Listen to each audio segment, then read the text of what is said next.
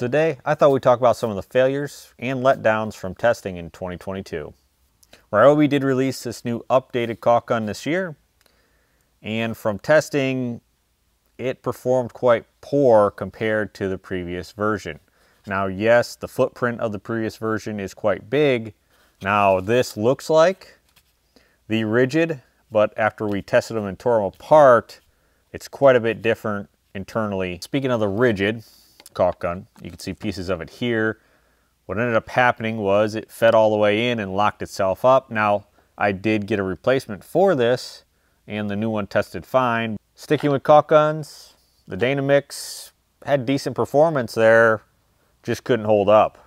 Honestly, I would definitely recommend staying with the main brands. This off-the-wall stuff in this scenario, I tried and tried and tried to get it warrantied. Yeah, ended up not being able to get it warrantied, so that's $100 and some loss for me. Cutoff tool. Housing looks quite similar to the Bosch, but the performance definitely was not there, and at the end of the day, it failed. Makita stapler. Now the gripe here is not so much with the stapler. The performance was pretty good. It is a little bit on the heavy side and the price is pretty high, but overall I was fine with the performance. The issue I have here is you can go up to 7/8 staples in this, which is quite impressive, but in America I tried and tried and tried, and I cannot seem to find 7/8 crown staples that'll actually work in this stapler. And that brings me to my next problem. This is a very old generation stapler.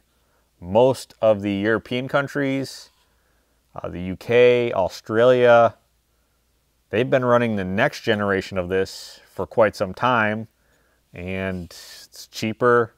So not so much my letdown with the stapler, more so with getting staples for it, and there's been a new generation stapler out for years, but Makita just seems to think that, well, we'll just dump these off in America. So Bosch 12-volt battery. This was surprising, or brand new from, I believe, ACME. The only way I thought something was wrong when it came to looking at performance with the Bosch cutoff tool, it did about the same compared to the 3 amp. Then I put it under load with the load cells there, and yeah. The Makita inflator. Now this was also new this year to replace the 180, which is a much smaller unit. It's quite a bit more, and it is impressive. It falls right under the M18. So I have no quarrels with the performance, and I also like the feature of being able to dump some of that air if you overinflate without having to remove the hose. The problem here is you have to hold this trigger while it's inflating.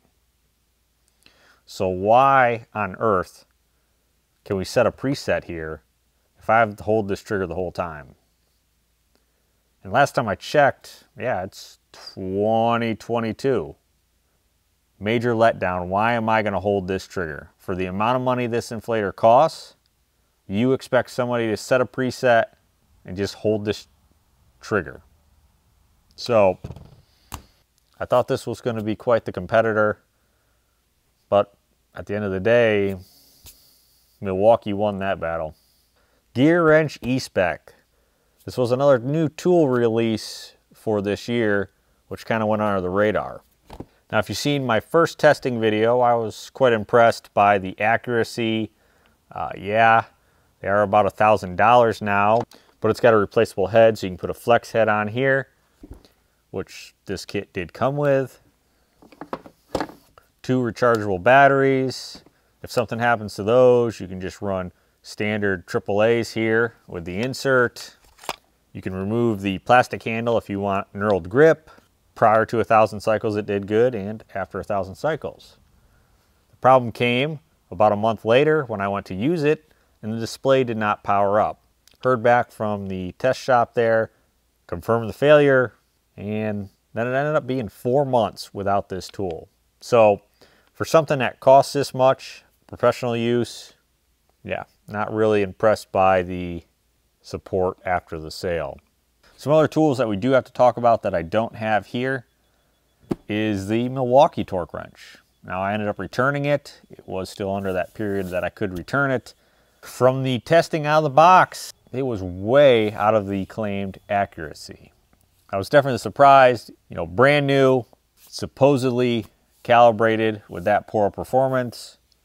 Yeah, definitely a letdown on Milwaukee on that side. I wasn't also impressed with the Husky digital torque wrench. Now, the click style tested fine, but when I went to test the digital style, it was out of that claimed accuracy. Again, brand new, out of the box, claimed to be accurate, but from my test results, I did not see that. Central Electric rotary tool from Harbor Freight. Been out for a while. Horrible performance compared to the competition. You can see it here, cutting this rebar. Yeah, barely achieved that. If you were looking at one on the cheap end, definitely check out that Bauer.